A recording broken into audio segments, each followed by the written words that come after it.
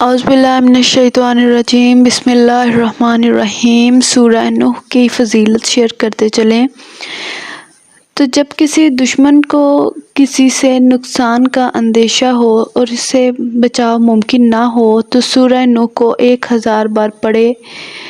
بہت سارے لوگ مل کر پڑھ لیں یا ایک ہی آدمی پڑھ لے تو دشمن دفع ہو جاتا ہے۔ اس کا نقش ہمیشہ اپنے پاس رکھنے سے دشمن پر فتح حاصل ہوگی۔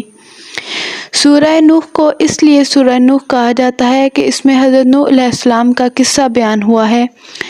اس سورت کا مقام نزول مکہ معظمہ ہے۔ اس سورت کو پڑھنے سے دفاعی قسم کے فیض و برکات بہت جلد حاصل ہوتے ہیں۔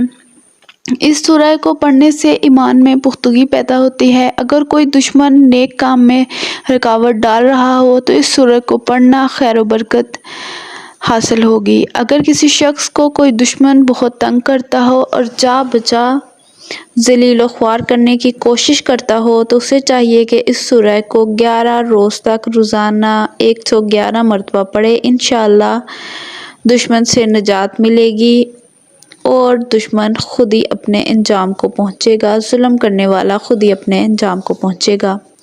اگر کوئی جانی دشمن ہو تو اس سورہ کو 1000 مرتبہ پڑھ کر 11 روز میں پڑھے اور دشمن کے گھر کی طرف پھونک مار دے تو انشاءاللہ اس کی برکت سے دشمن آفت ناگہانی میں مبتلا ہو کر ہلاک ہو جائے گا اور خلقت امن میں رہے گی۔ اگر رات کو سوتے وقت جو شخص سورہ نوح کو پڑھ لیا کرے تو وہ مؤذی جانوروں سے محفوظ رہے گا۔